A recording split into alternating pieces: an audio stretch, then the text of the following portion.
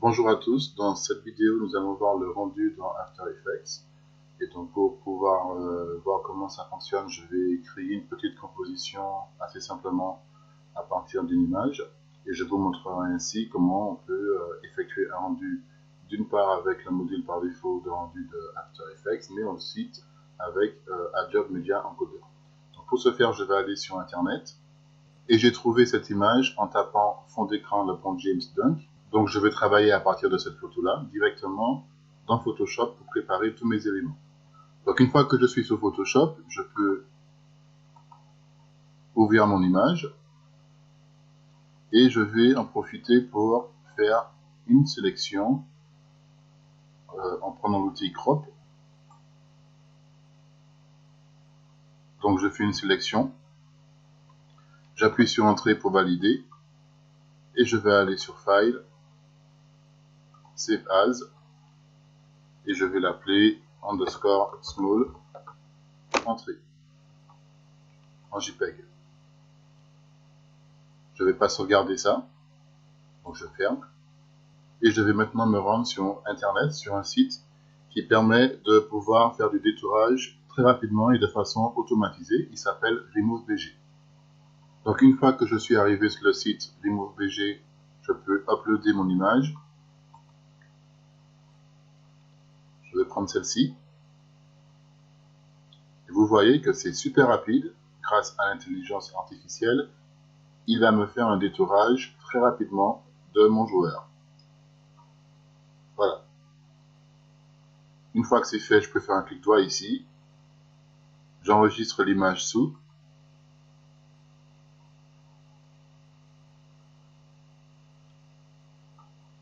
Et je vais l'appeler PNG. Donc je retourne dans Photoshop, je fais File, Open. Je vais prendre ces trois images-là et je fais Ouvrir. Voilà. Une fois que c'est fait, je viens ici sur cette partie-là. Je vais dans Image, Image Size. Je copie-colle cette valeur au niveau du width. Je retourne ici, Image, Image Size. Et je lui mets la même valeur et je fais OK. Donc une fois que l'image a été redimensionnée ici, je peux venir la glisser dans la photo principale, comme ceci. Et je vais repositionner en zoomant avec CTRL et plus sur mon image, au moins pour ajuster. Je vais ajuster avec les flèches ce joueur comme il faut dans mon image. Je peux me servir ici de cet outil de l'œil pour voir si je suis bien, si la photo est bien ajustée. Il y aura toujours un petit décalage, mais dans l'idée,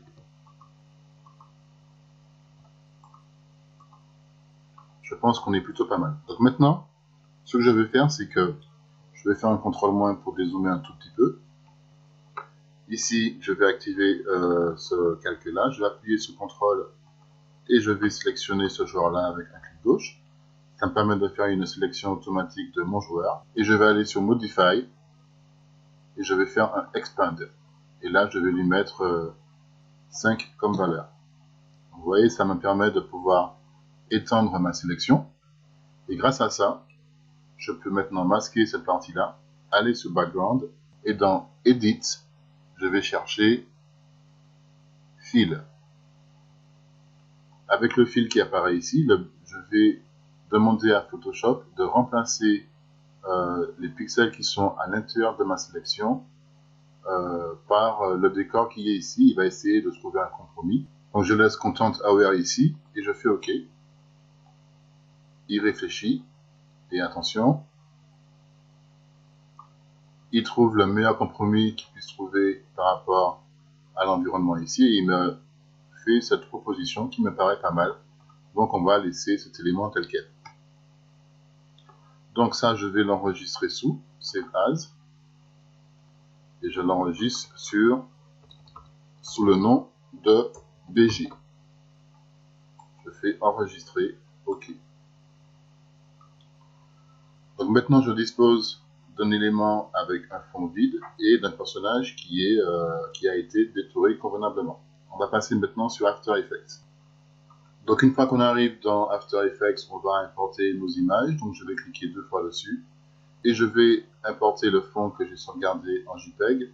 Je vais prendre l'image détourée de LeBron James que j'ai sauvegardé. Et je vais faire, et je peux aussi prendre ça, tiens, et je vais faire Import. Je vais cliquer ici sur Dossier. Et je vais l'appeler IMG. Et je vais glisser ces éléments dans ce dossier. Ensuite, il ne me reste plus qu'à créer une composition. Et on a créé un petit script dans une autre vidéo où je vous ai montré comment faire la programmation dans After Effects. On a créé un script qui permet de créer automatiquement une composition avec le nom de son choix. Je vais faire OK ici. Donc ma composition est créée. Je peux cliquer 2 fois dessus pour l'activer.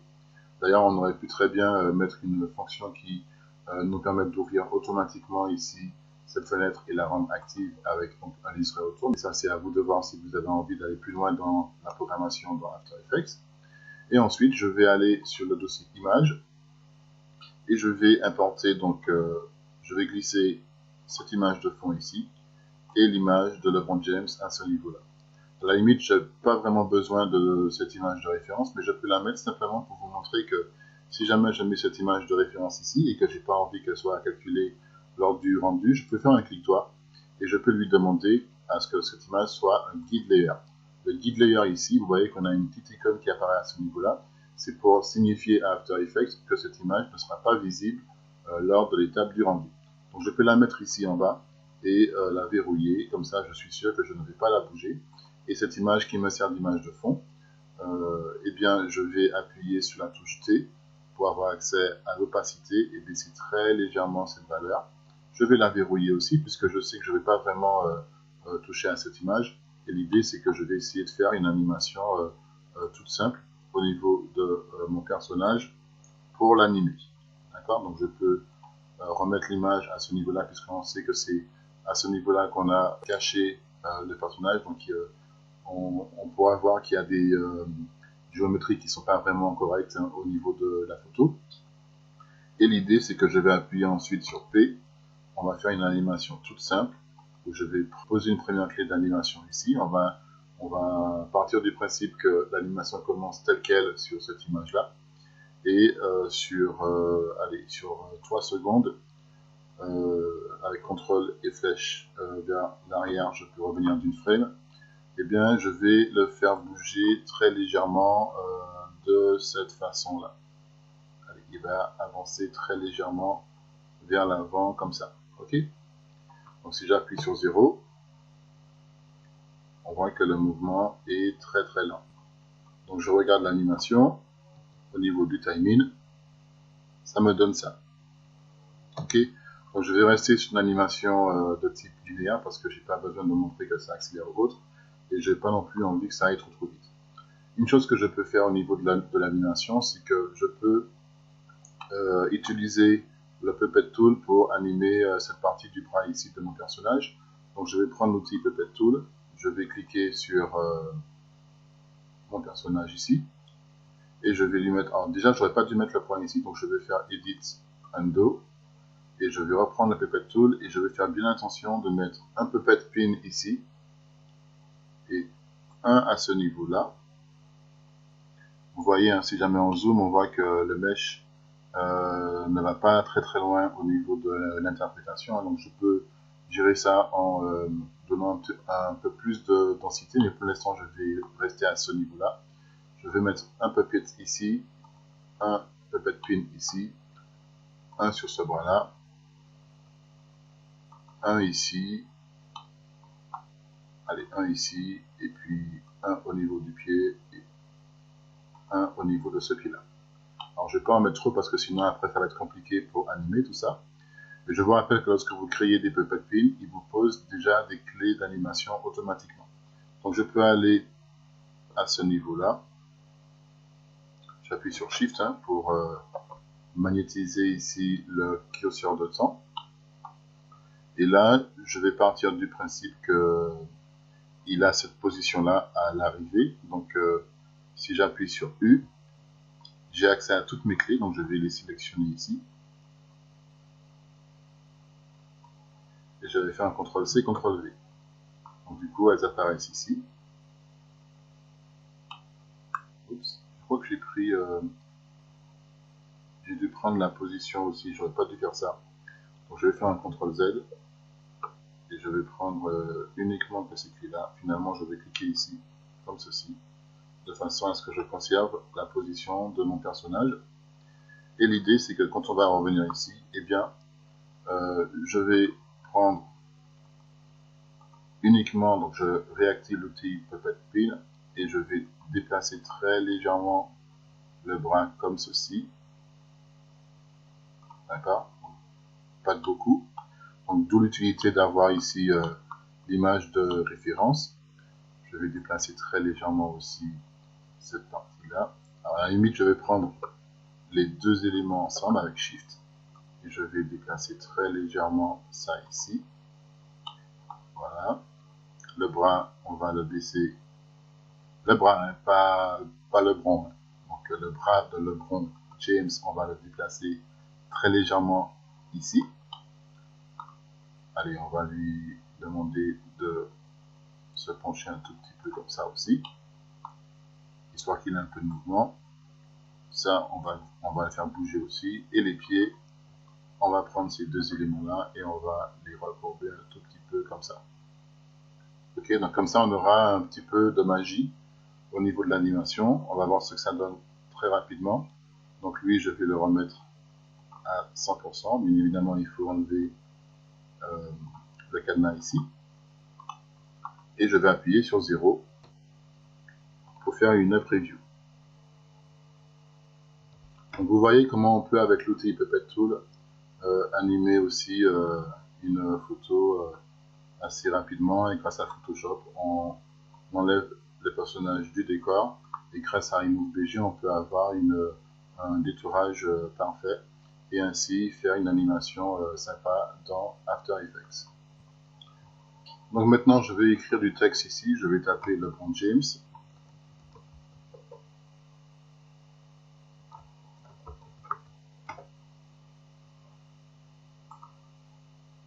On peut le passer, je pense, en dessous du personnage. Hein, c'est plutôt sympa.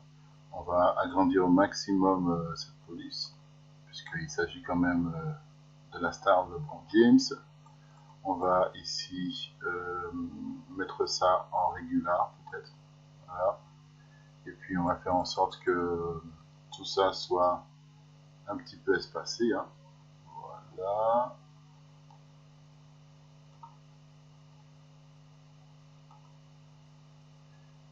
Et on va peut-être aller sur l'opacité, tiens, baisser un tout petit peu. C'est pas mal, je pense. Et puis, comme lui, il arrive dans ce sens-là, ben, le texte va aller dans le sens opposé. Donc, on va appuyer ici sur U pour avoir des références en termes d'animation. J'appuie sur Shift. Donc, au niveau du texte, ici, je vais appuyer sur P. Je mets une clé ici, je reviens au tout début. Et je fais en sorte que le texte glisse très légèrement avec Shift. Hein, je déplace très légèrement mon texte comme ceci. Donc, on a ça comme animation ici. Alors, je vais peut-être revenir encore un petit peu sur le texte parce que je trouve que James ici, c'est un petit peu trop grand. Donc, je vais baisser très légèrement au niveau de la police, comme ceci. Allez, encore un tout petit peu.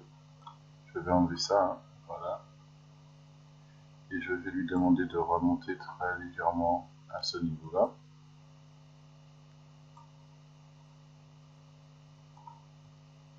Allez, on va baisser encore un tout petit peu. Ah, on voit plus le J, c'est dommage. Voilà, et on va monter un tout petit peu. Comme ceci. Et on va peut-être faire en sorte que le bon James soit... Bon, c'est bon, allez, parce qu'il est presque au milieu de lui, donc c'est parfait. Donc là, on peut dire qu'on a une animation sympa de notre personnage. Je vais appuyer ici sur Shift pour faire en sorte que mon curseur de temps s'arrête à 3 secondes. Je vais appuyer ensuite sur N. Je vais faire un clic droit et je vais faire un Trim Comp to Work Area. Et donc là, j'ai terminé ma composition. Je vais l'appeler LeBron James Comp. Donc, je viens ici, j'appuie sur Entrée et je l'appelle LeBron James Comp. Je fais Entrée. Et maintenant, il est temps pour nous de passer à l'étape du rendu. Donc, pour effectuer un rendu dans After Effects, c'est assez simple.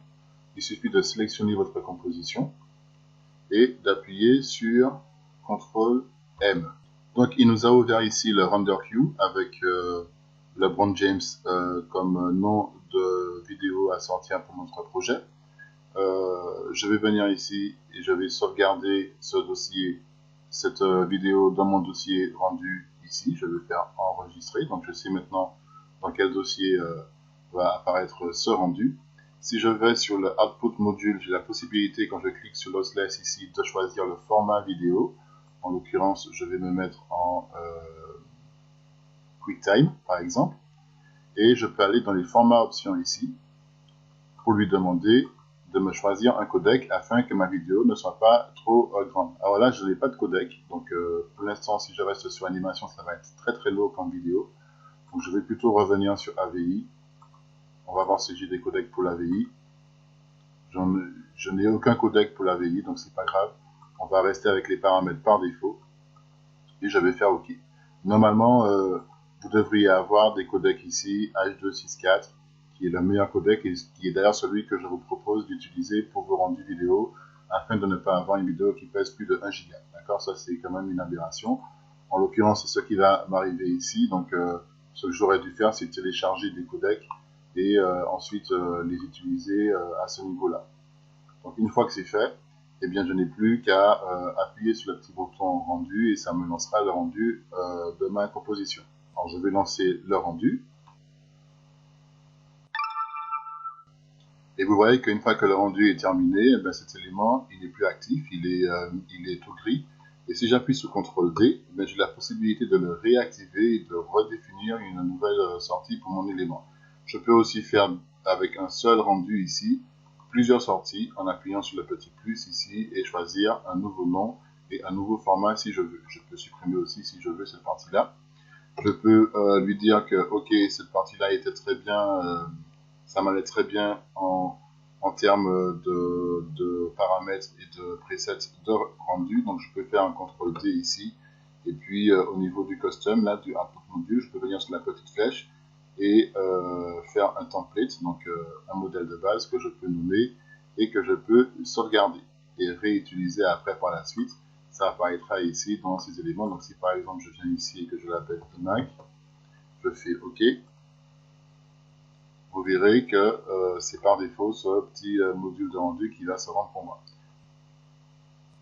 Sinon, vous pouvez aussi sélectionner votre composition ici, aller dans le menu composition et faire Add to Adobe Media Encoder Queue. Et là, on peut voir que la composition a été ajoutée ici. Donc, je peux venir à ce niveau-là, cliquer sur le nom pour choisir la destination où il va être rendu. Par défaut, il me le met dans mon dossier temp. Mais je vais lui demander d'aller dans le dossier de rendu de mon dossier iMac. Et je vais lui mettre un underscore V2. Et je vais faire enregistrer. Vous voyez que l'extension, c'est en MP4.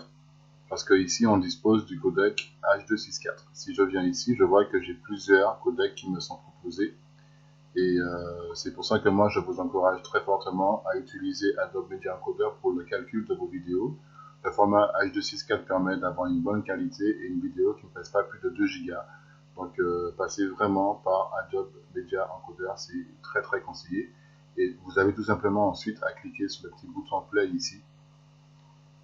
Et il va vous calculer votre vidéo automatiquement ici.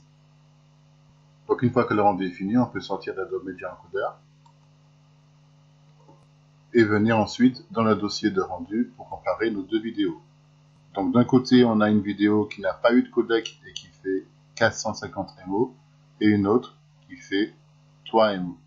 Si je lance celle-ci,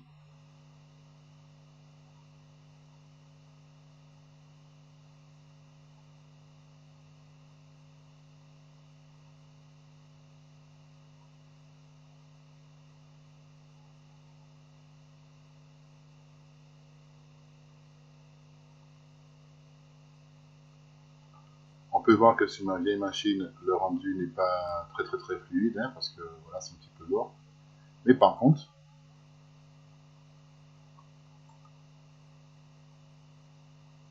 si je lance celle-là,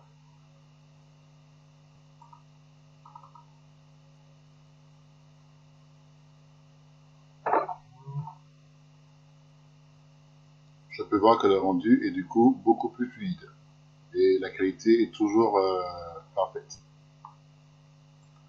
Donc faites attention à ça quand vous faites vos rendus. Priorisez toujours Adobe Media Encoder si vous n'avez pas de codec installé sur votre machine. Parce que Adobe Media Encoder vient avec des codecs. Ils ont pas mal de codecs. C'est d'ailleurs ce qui fait que ce logiciel est beaucoup utilisé pour les rendus. Donc maintenant, je suis de retour sur After Effects pour vous montrer que pour livrer, si vous avez un projet à livrer dans After Effects, il existe une solution au sein de ce logiciel qui vous permet de le faire automatiquement. Donc pour ça, il faut aller dans File, vous allez dans Dependency, et là vous faites Collect Files. Alors, attention, il me dit que le projet n'a pas été sauvegardé. Est-ce que j'ai dû le sauvegarder avant? Je vais dire oui.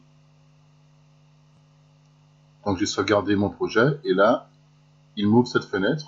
Donc je vais laisser par défaut les paramètres qui m'ouvrent ce dossier, et je peux l'enregistrer dans mon dossier de livraison que j'ai créé spécialement pour cet effet. Vous voyez que par défaut, il me met le mot folder devant le nom de ma composition. Je laisse ça tel quel. Je fais entrer. Et le projet a été sauvegardé pour moi automatiquement. Et une fois que le projet est sauvegardé, il m'ouvre la fenêtre automatiquement pour me dire, voilà, j'ai sauvegardé ton projet. J'ai mis dedans toutes les images qui sont utilisées pour ce projet. Et il est prêt à être livré et à être utilisé sur n'importe quelle autre machine. On a même un petit fichier de report ici pour dire à quel moment ça a été créé, les nombres de fichiers qui ont été collectés, etc., etc. Okay. Donc nous avons vu comment effectuer le rendu dans After Effects, mais aussi dans Media Encoder, et nous avons vu comment faire pour exporter un projet After Effects pour le livrer à d'autres personnes.